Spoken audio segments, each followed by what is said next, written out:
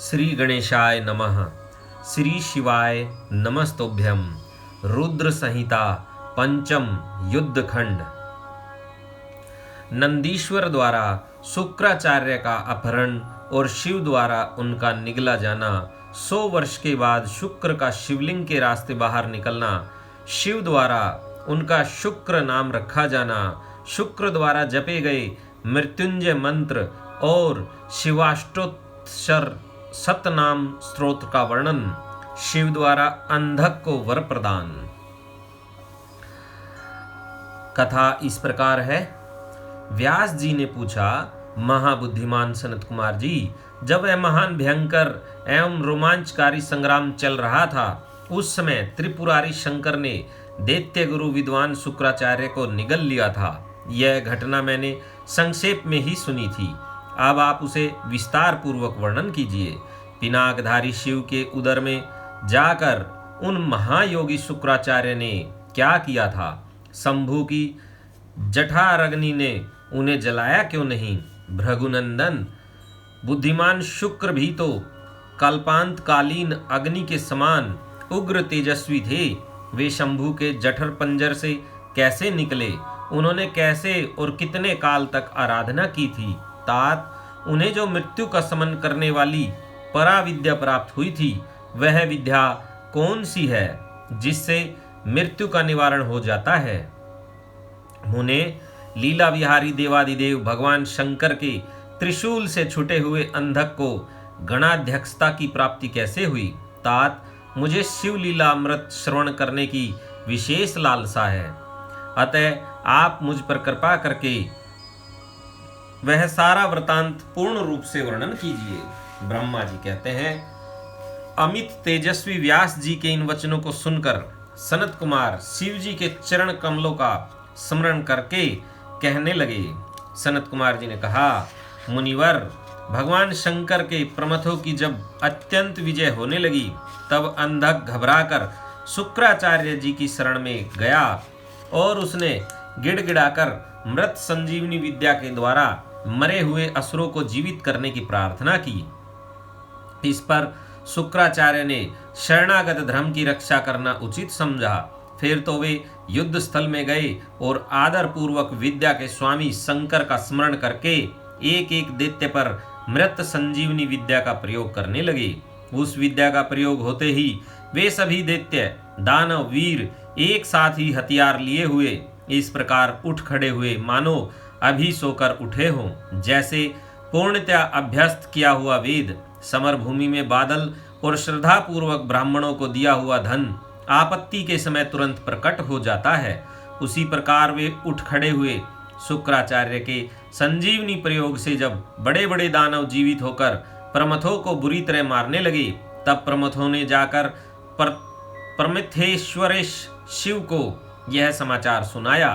तब शिवजी ने कहा, नंदिन, तुम अभी तुरंत ही जाओ और दैत्यों के बीच से द्विज श्रेष्ठ शुक्राचार्य को उसी प्रकार उठा लाओ जैसे बाज लवा को उठा ले जाता है। सनत कुमार जी कहते हैं, महर्षि, वृषभध्वज के यूं कहने पर नंदी सांड के समान बड़े जोर से गरजे और तुरंत ही सेना को लांघकर उस स्थान पर जा पहुंचे जहां भृगु वंश के दीपक शुक्राचार्य विराजमान थे। वहां समस्त दैत्य हाथों में पाश, खड़ग, वृक्ष, पत्थर और पर्वत खंड लिए हुए उनकी रक्षा कर रहे थे। यह देखकर बलशाली नंदी ने उन दैत्यों को विशुद्ध करके शुक्राचार्य का उसी प्रकार अपहरण कर लिया जैसे शरभ हाथी को उठा ले जाता है। महाबली नंदी द्वारा पकड़े जाने पर शुक्राचार्य के वस्त्र खिसक गए, उनके आभूषण गिरने लगे और केश खुल गए। तब देव शत्रु दानव उन्हें छुड़वाने के लिए सिंहनाद करते हुए नंदी के पीछे दौड़े और जैसे मेघ जल की वर्षा करते हैं, उसी तरह नंदीश्वर के ऊपर वज्र, त्रिशूल, तलवार, फरसा, बेरेठी और गोफन आदि अस्त्रों की उग्र वृष्टि करने लगे। तब उस देवासुर संग्राम के विकराल रूप धारण करने पर गणाधिराज नंदी ने अपने मुख की आग से सैकड़ों शस्त्रों को भस्म कर दिया और उन भृगुनंदन को दबोचकर शत्रु दल को व्यथित करते हुए वे शिवजी के समीप आ पहुंचे तथा शीघ्र ही उन्हें निवेदित करते हुए बोले, भगवान, ये शुक्राचार्य उपस्थित है। तब भूतनाथ देवाधिदेव शंकर ने पवित्र पुरुष द्वारा प्रदान किए हुए उपहार की भांति शुक्राचार्य को पकड़ लिया और बिना कुछ कहे उन्हें फल की तरह मुख में डाल लिया। उस समय समस्त असुर उच्च स्वर से हाहाकार करने लगे। व्यास जी, जब गिरिजेश्वर ने शुक्राचार्य को निगल लिया तब दैत्यों की विजय की आशा जाती रही। उस समय उनकी दशा सूंड रहित गजराज, सींगहीन सांड, मस्तक विहीन देह, अध्ययन रहित ब्राह्मण, उदमहीन प्राणी, भाग्यहीन के उधम, पति रहित स्त्री, फल वर्जित बाण, पुण्यहीनों की आयु, व्रत रहित वेदाध्ययन, एकमात्र वैभव शक्ति के बिना निष्फल हुए, कर्म समूह शूरताहीन क्षत्रिय और सत्य के बिना धर्म समुदाय की भांति शोचनीय हो गई। दैत्यों का सारा उत्साह जाता रहा। तब अंधक ने महान दुख प्रकट करते हुए अपने शूरवीरों को बहुत उत्साहित किया और कहा, वीरों, जो रणांगण छोड़कर भाग जाते हैं उनकी ख्याति अपयश रूपी कालिमा से मलिन हो जाती है और उन्हें इस लोक में तथा परलोक में कहीं भी सुख नहीं मिलता। यदि पुनर्जन्म रूपी मल का अपहरण करने वाले धरातीर्थ रणतीर्थ में अवगाहन कर लिया जाए तो अन्य तीर्थों में स्नान, दान और तप की क्या आवश्यकता है। अर्थात इनका फल रणभूमि में प्राण त्याग करने से ही प्राप्त हो जाता है। दैत्यराज के इस वचन को पूर्ण रूप से धारण करके वे दैत्य तथा दानव रणभेरी बजाकर रणभूमि में प्रथम गणों पर टूट पड़े और उन्हें मथने लगे तथा बाण, खड़ग, वज्र, सरीखे, कठोर पत्थर, भुषुंडी, भिंडीपाल, शक्ति भाले, फरसे, खटवांग, पटिश, त्रिशूल, लकुट और मूसलों द्वारा परस्पर प्रहार करते रहे और भयंकर मारकाट मचाने लगे। इस प्रकार अत्यंत घमासान युद्ध हुआ। इसी बीच विनायक, स्कंद, नंदी, सोमनंदी, वीर नेगमे और महाबली वैशाख आदि उग्र गणों ने त्रिशूल शक्ति और बाण समूहों की धारावाहिक वर्षा करके अंधक को अंधा बना दिया। फिर तो प्रमथों तथा असुरों की सेनाओं में महान कोलाहल मच गया। उस घोर शब्द को सुनकर शंभु के उदर में स्थित शुक्राचार्य आश्रय रहित वायु की भांति निकलने का मार्ग ढूंढते हुए चक्कर काटने लगे। उस समय उन्हें रुद्र के उदर में पाताल सहित सातों लोक, ब्रह्मा, नारायण, इंद्र, आदित्य और अप्सराओं के विचित्र त्रिभुवन तथा वह प्रमथासुर संग्राम भी दिख पड़ा। इस प्रकार वे 100 वर्षों तक शिवजी की कुक्षी में चारों ओर भ्रमण करते रहे, परंतु उन्हें उसी प्रकार कोई छिद्र नहीं दिख पड़ा जैसे दुष्ट की दृष्टि सदाचारी के छिद्र को नहीं देख पाती। तब भृगुनंदन ने शैव योग का आश्रय ले एक मंत्र का जप किया। उस मंत्र के प्रभाव से वे शंभु के जठर पंजर से शुक्र रूप में लिंग मार्ग से बाहर निकले। तब उन्होंने शिवजी को प्रणाम किया। गौरी ने उन्हें पुत्र रूप में स्वीकार कर लिया और विघ्न रहित बना दिया।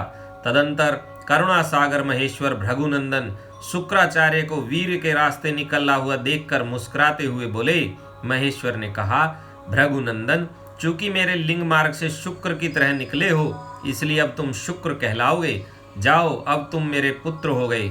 सनत कुमार जी कहते हैं, मुनीश्वर, देवेश्वर शंकर के यो कहने पर सूर्य के सदृश कांतिमान शुक्र ने पुनः शिवजी को प्रणाम किया और वे हाथ जोड़कर स्तुति करने लगे।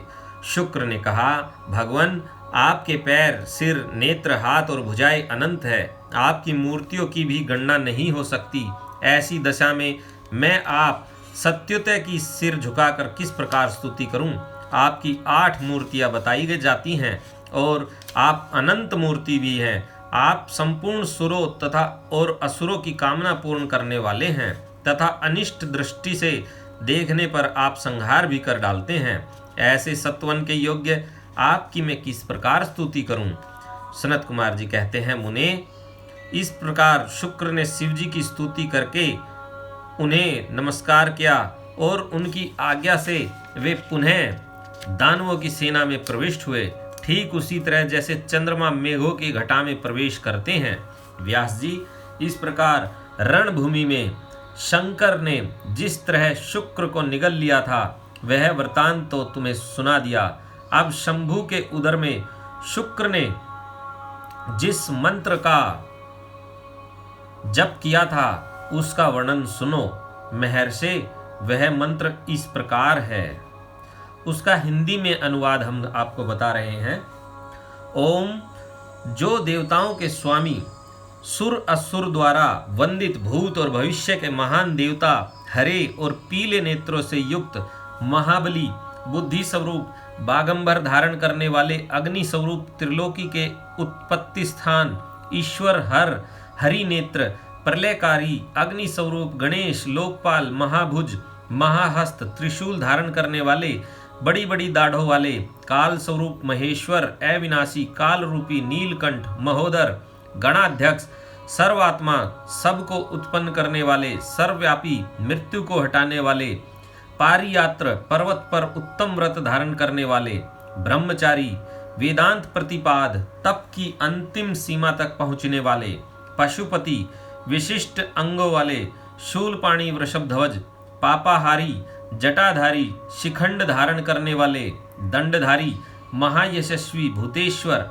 गुहा में निवास करने वाले, वीणा और पणव पर ताल लगाने वाले, अमर दर्शनीय बाल सूर्य सरीखे रूप वाले, शमशानवासी, ऐश्वर्यशाली, उमापति, शत्रुदमन, भग के नेत्रों को नष्ट देने वाले, पुषा के दांतों के विनाशक, क्रूरता पूर्वक संहार करने वाले, पाशधारी, प्रलय काल रूप, उल्का मुख, अग्निकेतु, मननशील, प्रकाशमान, प्रजापति, ऊपर उठाने वाले, जीवों को उत्पन्न कराने वाले, तुर्य तत्व रूप, लोकों में सर्वश्रेष्ठ, वामदेव, वाणी की चतुरता रूप, वाम मार्ग में भिक्षु रूप, भिक्षुक, जटाधारी, जटिल, दुराराध्य, इंद्र के हाथ को स्तंभित करने वाले, वसुओं को विजड़ित कर देने वाले, यज्ञ स्वरूप, यज्ञकर्ता, काल, मेधावी, मधुकर, चलने फिरने वाले, वनस्पति का आश्रय लेने वाले,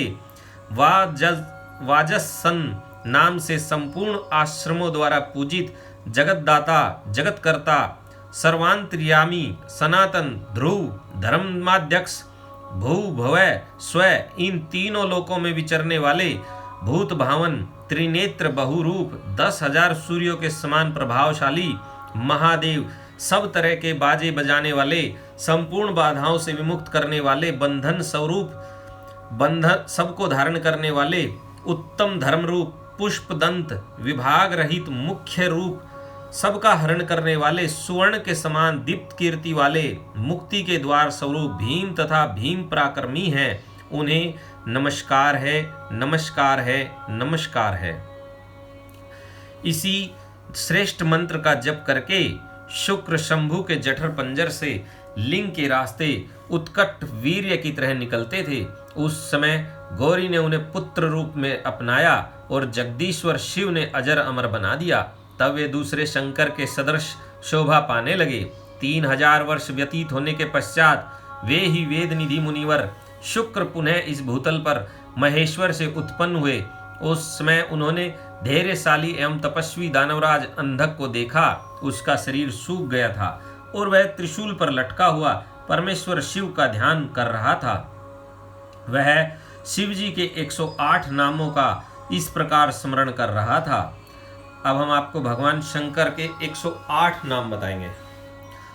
महादेव, देवताओं में महान, विरूपाक्ष, विकराल नेत्रों वाले, चंद्रार्ध कृत शेखर, मस्तक पर अर्ध चंद्र धारण करने वाले, अमृत स्वरूप, शाश्वत, सनातन, स्थाणु, समाधिस्थ होने पर ठूंठ के समान स्थिर, नीलकंठ, गले में नील चिन्ह धारण करने वाले, पिनाकी, पिनाक नामक धनुष धारण करने वाले, वृषभाक्ष, वृषभ के नेत्र सरीखे विशाल नेत्रों वाले, महाज्ञेय, महान रूप से जानने योग्य, पुरुष, अंतर्यामी, सर्वकामद, संपूर्ण कामनाओं को पूर्ण करने वाले, कामदेव के शत्रु, कामारी। अब हम आपको केवल हिंदी में ही इनके नाम बता रहे हैं भगवान शंकर के। कामदेव को दग्ध कर देने वाले, इच्छा अनुसार रूप धारण करने वाले, विशाल जटाओं वाले, विकराल रूपधारी, गिरिवर, कैलाश पर शयन करने वाले, भयंकर रूप वाले, बड़े बड़े जबड़ों वाले, लाल वस्त्रधारी, योग के ज्ञाता, काल को भस्म कर देने वाले, त्रिपुरों के संहार करता, कपाल धारण करने वाले, जिनका व्रत प्रकट नहीं होता, गोपनीय मंत्रों वाले, गंभीर स्वभाव वाले, भक्तों की भावना के अनुसार प्रकट होने वाले, अणिमा आदि सिद्धियों के अधिष्ठान, त्रिलोकी का ऐश्वर्य प्रदान करने वाले, बलशाली, शत्रुओं को मारने वाले, दुष्टों के लिए भयंकर विकट रूप धारण करने वाले, मोटे ताजे शरीर वाले, निपुण श्रेष्ठ फल का गुदा खाने वाले, मत वाले, काल भैरव स्वरूप, देवेश्वरों में भी श्रेष्ठ, त्रिलोकी का विनाश करने वाले, सब जनों के लोभी,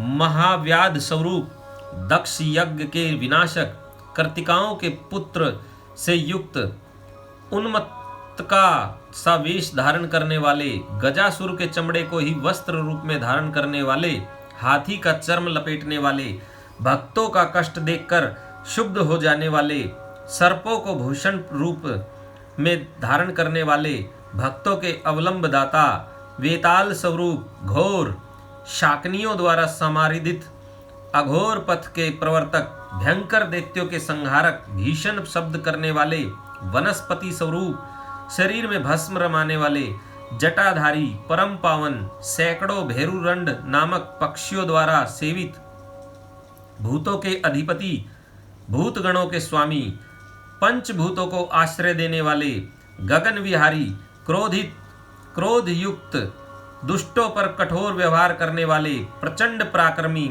चंडी के प्राणनाथ, चंडिका के प्रियतम, अत्यंत कुपित मुख वाले, गरुड़ स्वरूप, खड़ग स्वरूप, शव का भोग लगाने वाले, क्रुद्ध होने पर जीभ लपलपाने वाले, अत्यंत भयंकर, मृत्यु स्वरूप, मृत्यु की भी पहुंच से परे, मृत्यु के भी काल, विशाल सेना वाले, कार्तिकेय स्वरूप, शमशान एवं अरण्य में विचरने वाले, प्रेम स्वरूप, आसक्ति रहित, प्रेम में मस्त रहने वाले, वैरागी, तेज की असंख्य चिंगारियों से युक्त, सत्व गुण रूप, रजोगुण रूप, तमोगुण रूप, धर्म स्वरूप, अधर्म रूप, इंद्र के छोटे भाई, उपेंद्र स्वरूप, सत्य रूप, सत्य से भी परे, उत्तम रूप वाले, भीभत्स रूपधारी, हेतु रहित, आधा पुरुष और आधा स्त्री का रूप धारण करने वाले, अर्धनारीश्वर, सूर्य स्वरूप, कोटि शत सूर्यों के समान प्रभाशाली,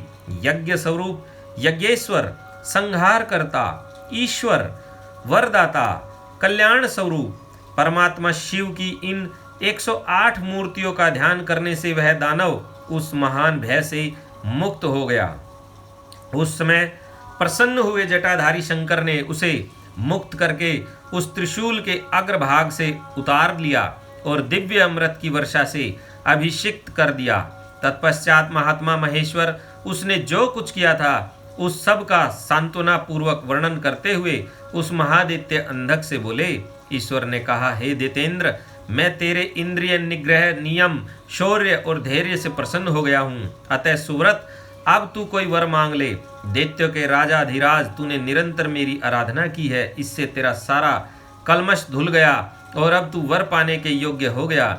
इसलिए मैं तुझे वर देने के लिए आया हूँ, क्योंकि 3000 वर्षों तक बिना खाए पिए प्राण धारण किए रहने से तूने जो पुण्य कमाया है उसके फलस्वरूप तुझे सुख की प्राप्ति होनी चाहिए। सनत कुमार जी कहते हैं, मुने, यह सुनकर अंधक ने भूमि पर अपने घुटने टेक दिए और फिर वह हाथ जोड़कर कांपता हुआ भगवान उमापति से बोला। अंधक ने कहा, भगवान, आपकी महिमा जाने बिना मैंने पहले रणांगण में हर्ष गदगद वाणी से आपको जो दीनहीन तथा नीच से नीच कहा है और मूर्खतावश लोक में जो जो निंदित कर्म किया है, प्रभो, उस सब को आप अपने मन से में स्थान न दें, अर्थात उसे भूल जाएं। महादेव, मैं अत्यंत ओछा और दुखी हूँ। मैंने काम दोषवश पार्वती के विषय में भी जो दूषित भावना कर ली थी उसे आप क्षमा कर दें। आपको तो आपने कृपण, दुखी एवं दीन भक्त पर सदा ही विशेष दया करनी चाहिए। मैं उसी तरह का एक दीन भक्त हूँ और आपकी शरण में आया हूँ। देखिए, मैंने आपके सामने अंजलि बांध रखी है। अब आपको मेरी रक्षा करनी चाहिए। ये जगत जननी पार्वती देवी भी मुझ पर प्रसन्न हो जाए और सारे क्रोध को त्याग कर मुझे कृपा दृष्टि से देखे। चंद्रशेखर, कहाँ तो इनका भयंकर क्रोध और कहाँ मैं तुच्छ दैत्य। चंद्रमौली, मैं किस प्रकार उसको सहन नहीं कर सकता।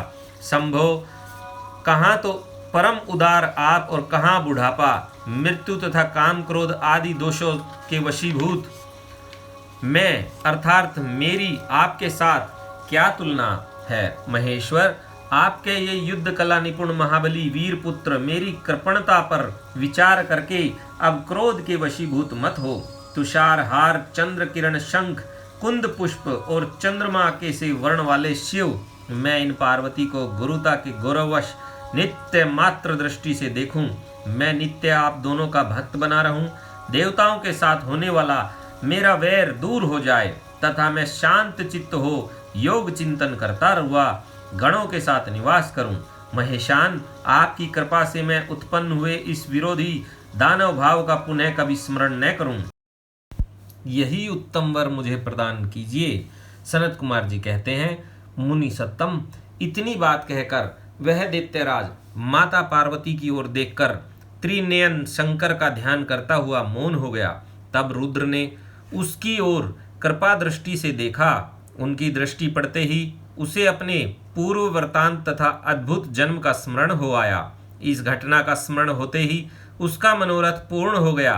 फिर तो माता पिता उमा महेश्वर को प्रणाम करके वह कृत्य कृत्य हो गया। उस समय पार्वती तथा बुद्धिमान शंकर ने उसका मस्तक सूंघकर प्यार किया। इस प्रकार अंधक ने प्रसन्न हुए चंद्रशेखर से अपना सारा मनोरथ प्राप्त कर लिया। मुने, महादेव जी की कृपा से अंधक को जिस प्रकार परम सुखद गणाध्यक्ष पद प्राप्त हुआ था, वह सारा का सारा पुरातन वृतांत मैंने सुना दिया और मृत्युंजय मंत्र का भी वर्णन कर दिया।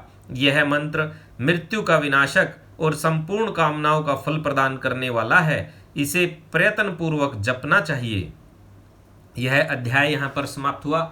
अगला अध्याय शुक्राचार्य की घोर तपस्या और इनका शिवजी को चित्त रत्न अर्पण करना तथा अष्टमूर्त्यष्टक स्तोत्र द्वारा उनका सत्वन करना, शिवजी का प्रसन्न होकर उन्हें मृत संजीवनी विद्या तथा अन्यायन वर प्रदान करना। सनत कुमार जी कहते हैं, व्यास जी, मुनिवर शुक्राचार्य को शिव से मृत्युंजय नामक मृत्यु का प्रशमन करने वाली पराविद्या किस प्रकार प्राप्त हुई थी, अब उसका वर्णन करता हूँ, सुनो। पूर्व काल की बात है। इन भृगुनंदन ने वाराणसीपुरी में जाकर प्रभावशाली विश्वनाथ का ध्यान करते हुए बहुत काल तक घोर तप किया था। वेद व्यास जी, उस समय उन्होंने वहीं एक शिवलिंग की स्थापना की और उसके सामने ही एक परम रमणीय कूप तैयार कराया। फिर प्रयत्न पूर्वक उन देवेश्वर को 1,00,000 बार द्रोण भर पंचामृत से तथा बहुत से सुगंधित द्रव्यों से स्नान कराया। फिर 1000 बार परम प्रीति पूर्वक चंदन, यक्ष कर्दम और सुगंधित उबटन का उस लिंग पर अनुलेप किया।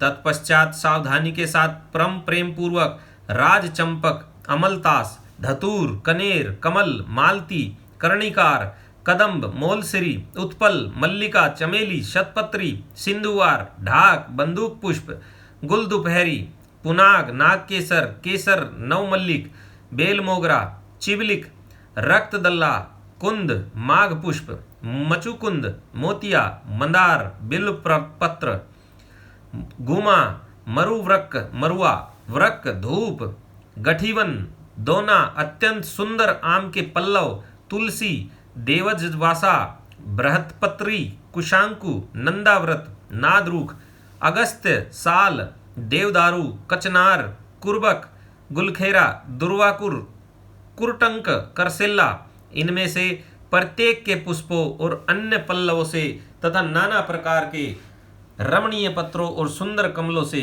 शंकर जी की विधिवत अर्चना की। उन्हें उपहार से बहुत से उपहार समर्पित किए तथा शिवलिंग के आगे नाचते हुए शिव सहस्त्र नाम एवं अन्य स्रोतों का ज्ञान करके शंकर जी का सत्वन किया।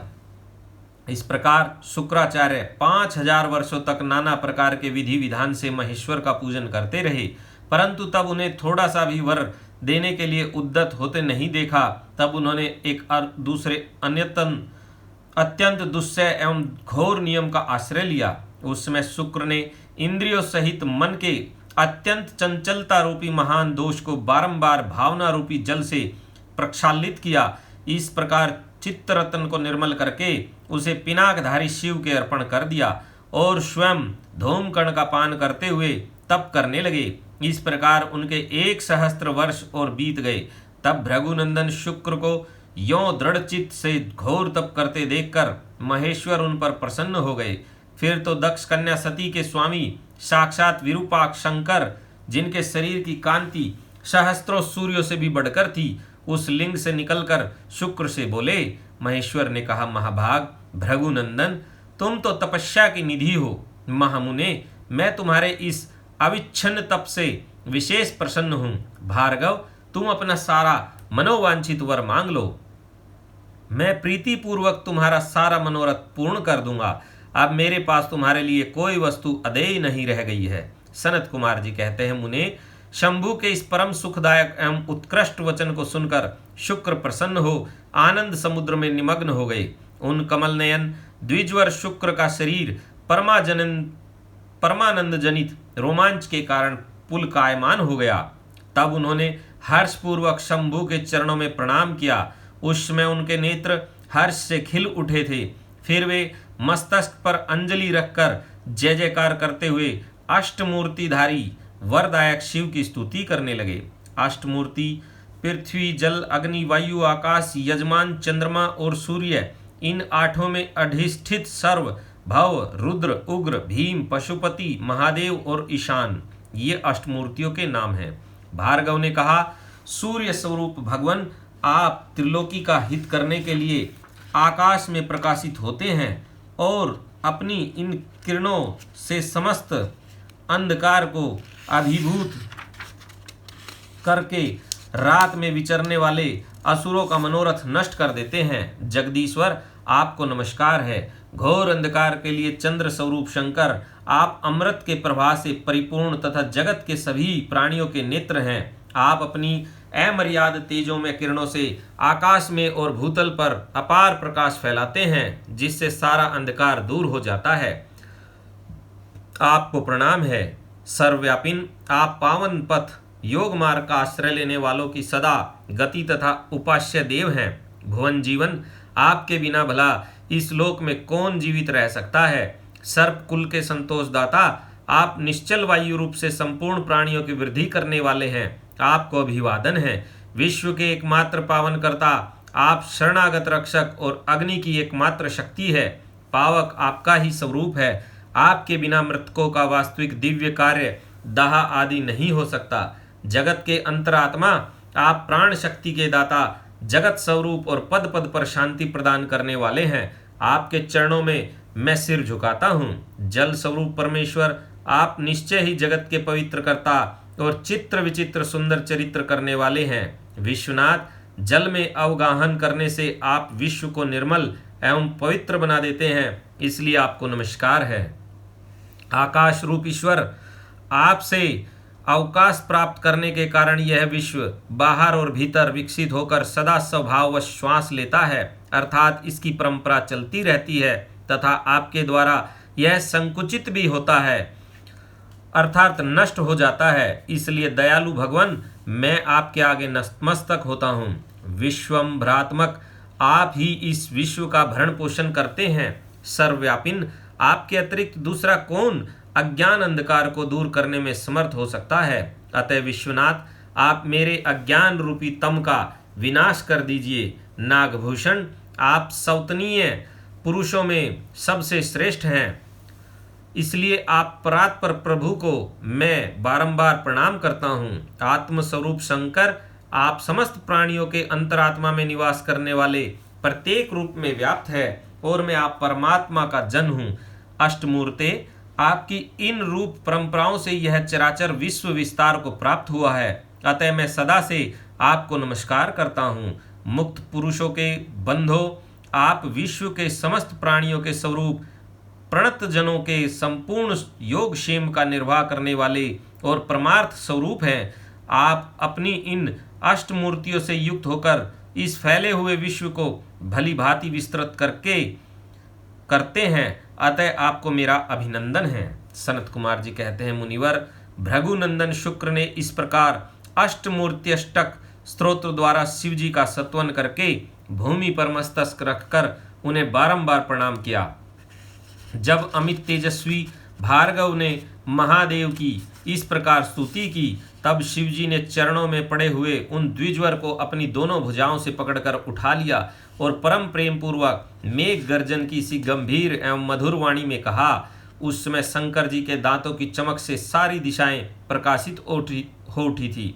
महेश्वर महादेव जी बोले, विप्रवर कवे, तुम मेरे पावन भक्त हो। तात तुम्हारे इस उग्र तप से, उत्तम आचरण से, लिंग स्थापन जन्य पुण्य से, लिंग की आराधना करने से, चित्त का उपहार प्रदान करने से, पवित्र अटल भाव से, अविमुक्त महाक्षेत्र काशी में पावन आचरण करने से मैं तुम्हें पुत्र रूप से देखता हूँ। अतः तुम्हारे लिए मुझे कुछ भी अदेय नहीं है। तुम अपने इसी शरीर में से मेरी उदरदरी में प्रवेश करोगे और मेरे श्रेष्ठ इंद्रिय मार्ग से निकलकर पुत्र रूप में जन्म ग्रहण करोगे। महासुचे, मेरे पास जो मृत संजीवनी नाम की निर्मल विद्या है, जिसका मैंने ही अपने महान तपोबल से निर्माण किया है, उस महामंत्र रूपा विद्या को आज मैं तुम्हें प्रदान करूंगा। क्योंकि तुम पवित्र तप की निधि हो, अतः तुम में उस विद्या को धारण करने की योग्यता वर्तमान है। तुम नियम पूर्वक जिस जिसके उद्देश्य से विद्येश्वर की श्रेष्ठ विद्या का प्रयोग करोगे, वह निश्चय ही जीवित हो जाएगा। यह सर्वथा सत्य है। तुम आकाश में अत्यंत दीप्तिमान तारा रूप से स्थित होवोगे। तुम्हारा तेज सूर्य और अग्नि के तेज का भी अतिक्रमण कर जाएगा। तुम ग्रहों में प्रधान माने जाओगे। जो स्त्री अथवा पुरुष तुम्हारे सम्मुख होकर रहने पर यात्रा करेंगे, उनका सारा कार्य तुम्हारी दृष्टि पड़ने से नष्ट हो जाएगा। सुवर्त तुम्हारे उदय होने पर जगत में मनुष्य के विवाह आदि समस्त धर्म कार्य सफल होंगे। सभी नंदा, प्रतिपदा, षष्ठी और एकादशी तिथियां तुम्हारे संयोग से शुभ हो जाएगी और तुम्हारे भक्त वीर्य संपन्न तथा बहुत सी संतान वाले होंगे। तुम्हारे द्वारा स्थापित किया हुआ वह यह शिवलिंग शुक्रेश के नाम से विख्यात होगा। जो मनुष्य इस लिंग की अर्चना करेंगे, उन्हें सिद्धि प्राप्त हो जाएगी। जो लोग वर्ष पर्यंत नक्त व्रत प्रायण होकर शुक्रवार के दिन शुक्रकूप के जल से सारी क्रियाएं संपन्न करके शुक्रेश की अर्चना करेंगे, उन्हें जिस फल की प्राप्ति होगी वह मुझसे श्रवण करो। उन मनुष्यों में वीर्य की अधिकता होगी, उनका वीर्य कभी निष्फल नहीं होगा। वे पुत्रमान तथा पुरुषत्व के सौभाग्य से संपन्न होंगे, इसमें तनिक भी संदेह नहीं है। वे सभी मनुष्य बहुत सी विद्याओं के ज्ञाता और सुख के भागी होंगे। यों वरदान देकर महादेव उसी लिंग में समा गए। तब भृगुनंदन शुक्र भी प्रसन्नता मन से अपने धाम को चले गए। व्यास जी, यों शुक्राचार्य को जिस प्रकार अपने तपोबल से मृत्युंजय नामक विद्या की प्राप्ति हुई थी, वह वृतांत मैंने तुमसे वर्णन कर दिया। अब और क्या सुनना चाहते हो? अध्याय 50। यहाँ तक की कथा आज हमने आपको सुनाई। अगली कथा हम आपको अपने अगले वीडियो में सुनाएंगे। तब तक के लिए श्री शिवाय नमस्तुभ्यम, श्री शिवाय नमस्तुभ्यम। आप हमारे चैनल को लाइक, सब्सक्राइब और कमेंट्स में हर हर महादेव अवश्य लिखें। श्री शिवाय नमस्तुभ्यम।